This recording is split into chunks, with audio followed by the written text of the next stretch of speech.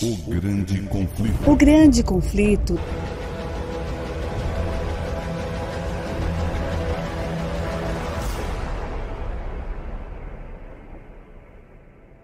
Olá, sejam bem-vindos. Graça e paz do Senhor Jesus Cristo possa estar convosco. Mais uma manhã, mais um dia que o Senhor nos concede. Agradecemos ao Senhor pela saúde, pela força. Talvez pode haver algum de vós que nos assiste que esteja doente ou com algum problema, algumas perplexidades da vida. Ainda assim, temos motivo de louvar a Deus, como diz a palavra do Senhor, em tudo devemos dar graça porque o Senhor ainda nos concede o privilégio de podermos estar vivos, porque enquanto há vida, há esperança.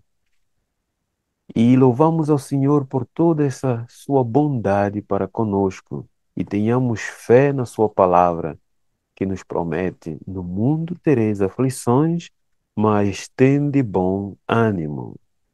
Queridos amigos, estamos estudando o capítulo 10 do livro Grande Conflito, como todos já sabemos, a Europa se desperta e, pela graça do Senhor, o Senhor está nos concedendo a bênção de podermos apresentar esses estudos, não como nos outros, com muitas falhas dos dias, mas estamos lá indo, passo a passo. Eu acredito que estás orando a favor deste projeto e agradeço a todos que estão fazendo isto e como aqueles também que estão colaborando conosco, divulgando o nosso canal, deixando seu comentário, seu gosto, e Deus continue vos abençoando.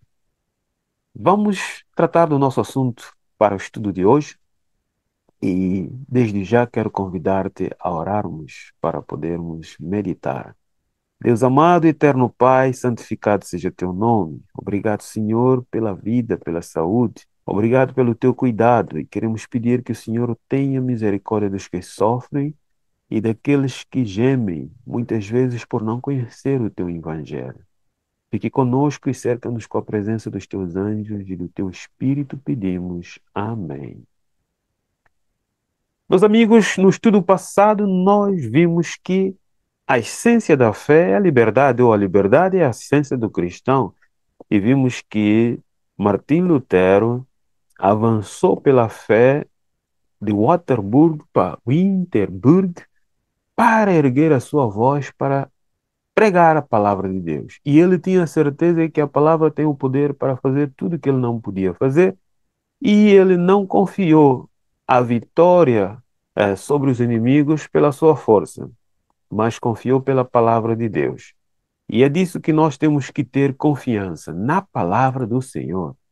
Então vamos ver o que o tema de hoje nos diz. Gemem e clamam continuamente. No último estudo nós terminamos falando que Lutero estava pregando em Wittenberg, onde as igrejas já estavam cheias quando ouviu dizer que ele chegou a Wittenberg. E então aqui nos diz que dia após dia, durante uma semana inteira, Lutero continuou a pregar a ávidas multidões. A palavra de Deus quebrou o encanto da excitação fanática que aqueles homens e Satanás estavam querendo trazer para destruir o trabalho da reforma. O poder do Evangelho trouxe de novo para o caminho da verdade o povo transviado, o povo que estava sendo transviado pelo fanatismo, pelos enganos satânicos. A palavra de Deus trouxe de novo para o caminho. É por essa razão que temos que erguer a nossa voz para pregar. Lutero não tinha desejo de encontrar-se com os fanáticos, cujo proceder fora a causa de tão grande mal. Sabia que eram homens de juízo deficiente e de indisciplinadas paixões, os quais, conquanto pretendessem ser especialmente iluminados pelo céu, não suportariam a mínima contradição ou mesmo a mais benévola reprovação ou conselho. Claro que quando nós estamos sendo guiados por Satanás, achamos que somos o dono da verdade, que Satanás nos induz a falar. E não queremos aceitar correção. Não queremos. Nós já temos lidado com esse tipo de pessoas que sentem-se donos da verdade e não aceitam nenhuma reprovação, mesmo quando a palavra viva lhes mostra ou lhes revela tudo. Já alguma vez confrontou com isso? Eu já confrontei. Onde nós podemos ver a palavra dizer assim, mas a pessoa diz que não é assim, é a minha igreja, é o meu pastor. Mas a palavra está a dizer o assim diz o Senhor. Lutero não quis encontrar com esses, porque ele sabia que espírito os governava. Arrogando-se a autoridade suprema, aqueles exigiam que cada um, sem qualquer questão, reconhecesse o que pretendiam. Mas, meus queridos amigos, hum, ao pedirem uma entrevista com ele, Lutero concedeu. Já que queriam uma entrevista, tudo bem. Eu não vou ao encontro deles. Eu sei quem são eles. Mas se eles querem vir, tudo bem. E com tanto êxito, Lutero expôs as pretensões deles que os impostores de pronto partiram de Wittenberg. Ah, meu querido amigo, a palavra de Deus desmascara Satanás e os seus aliados. Você precisa simplesmente estar firme nela. Você precisa simplesmente conhecer ela tal como é em Jesus. E quando abrires a boca para falar, assim diz o Senhor, Satanás fugirá. Não é isso que o apóstolo Tiago diz? Sujeitai-vos a Deus e resisti ao diabo, e ele fará o quê? Fugirá de vós. O fanatismo foi sustado por algum tempo, mas alguns anos mais tarde irrompeu com maior violência e mais terríveis resultados. Vocês pensam que Satanás para facilmente? Nunca. Enquanto o inimigo não for de completo destruído, como será na consumação dos séculos, ele sempre continuará a fazer o quê? A perseguir. Ele sempre continuará a fazer o quê? A inventar coisas para poder perturbar a obra do Senhor. Meus queridos amigos, disse Lutero com relação aos dirigentes desse movimento. Para eles, as escrituras sagradas não eram senão letra morta, e todos eles começaram a clamar: o Espírito, o Espírito! Mas certamente não seguirei para onde seu Espírito os conduz, disse Lutero isto. Deus me guarde pela sua misericórdia de uma igreja em que não há senão santos. Desejo associar-me aos humildes, fracos, doentes, que conhecem e sentem seus pecados e que do fundo do coração gemem e clamam continuamente a Deus para obter dele consolação e apoio. Meus queridos amigos, isto me faz lembrar a passagem de Ezequiel que o Senhor diz: poupa aqueles que gemem, que clamam pela justiça, poupem aqueles. Lutero diz: eu não quero estar nesse grupo, neste meio onde dizem que são todos santos. Se são santos, para que eu vou estar ali? Eu quero estar onde estão os humildes, os fracos, os pecadores que gemem pela palavra de Deus, para obter consolação. Será que esse é o nosso anseio? Jesus, quando andou aqui nesta terra, ele disse: os bons não precisam de médicos, mas os doentes. E é por isso que ele andou entre os pobres, entre os aleijados, entre os mancos, entre os endemoniados, entre os fracos, para restaurá-los, para curar-lhes, para devolver-lhes o sentido da vida. Enquanto que aqueles que se julgavam bons estavam perecendo, como ele disse mesmo, cego conduzindo outro cego. Tomás Manzer, o mais ativo dos fanáticos, era homem de considerável habilidade que, corretamente dirigida, o teria capacitado a fazer o bem. Se fosse bem dirigido, as habilidades que esse senhor tinha, ele faria um grande bem. Mas ele não aprendera os rudimentos da verdadeira religião. Possuía o desejo de reformar o mundo e esquecia-se, como fazem todos os entusiastas, de que a reforma deveria começar consigo mesmo. A reforma deveria começar com quem? Com ele mesmo. Muitos hoje agem como Tomás Manzer. Quero fazer reforma na igreja.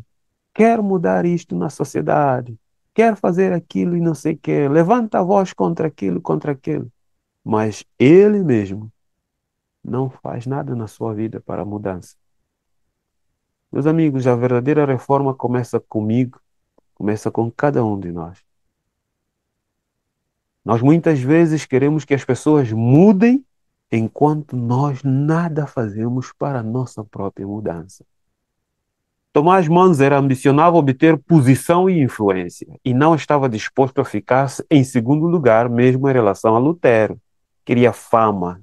Lutero era considerado o primeiro e Tomás Manzer achou que não. Declarava que os reformadores, substituindo pela autoridade das escrituras do Papa, estavam apenas estabelecendo uma forma diversa de papado, né? Quer dizer, os reformadores estavam a criar um outro sistema de papado. Ele próprio, esse Manza, pretendia haver sido divinamente incumbido de introduzir a verdadeira reforma. Uau! Aquele que possui este espírito, disse Manzer, possui a verdadeira fé, ainda que em sua vida nunca visse as escrituras. Como? Você poderá ter verdadeira fé sem ver as escrituras? Sem conhecer a palavra de Deus? É isto que a palavra de Deus nos diz? Eu não acredito nisto. Isto não é verdade. Os ensinadores fanáticos entregaram-se à direção das impressões, considerando todo o pensamento e impulso como sendo a voz de Deus. Consequentemente, iam a grandes extremos.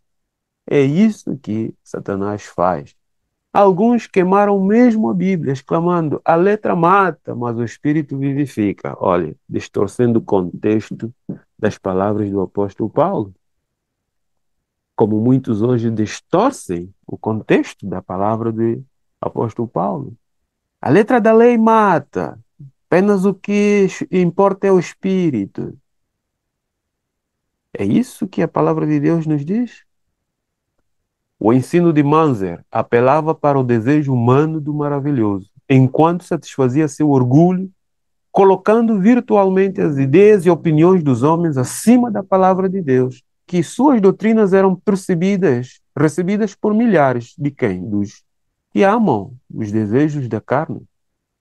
Logo denunciou toda a ordem no culto público e declarou que obedecer aos príncipes era tentar servir simultaneamente a Deus e a Belial. A palavra de Deus nos diz que devemos obedecer ao Estado e aos governos, desde que eles não estejam fazendo nada contra os princípios de Deus.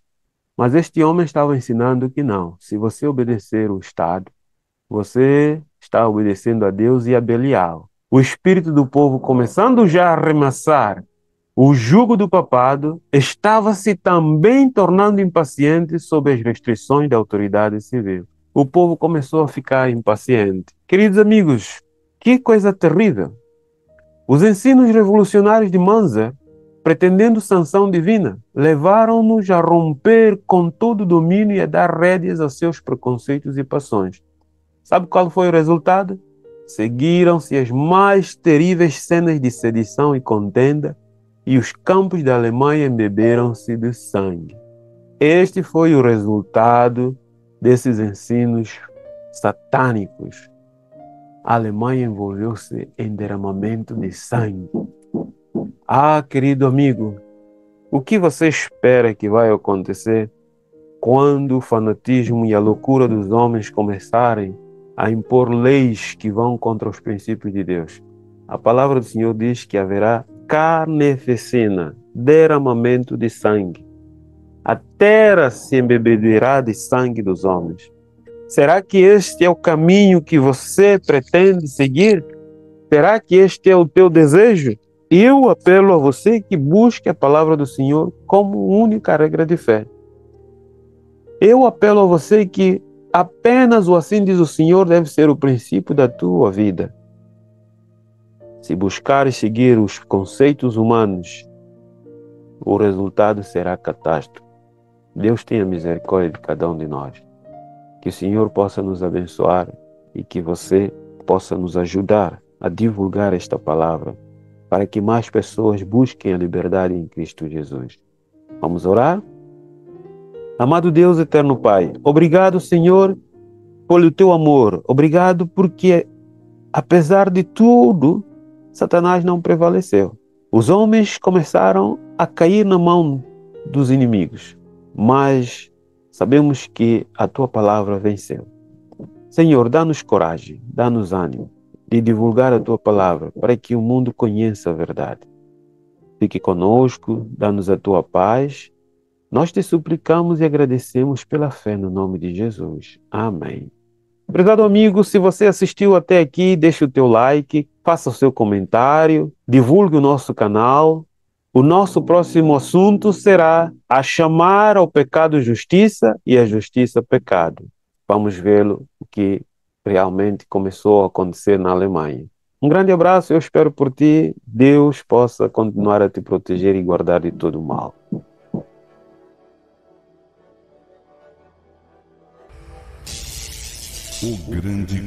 O grande conflito deve alcançar ampla circulação. Ele contém a história do passado, do presente e do futuro. Estou mais ansiosa de ver ampla circulação deste que de qualquer outro livro que eu tenha escrito.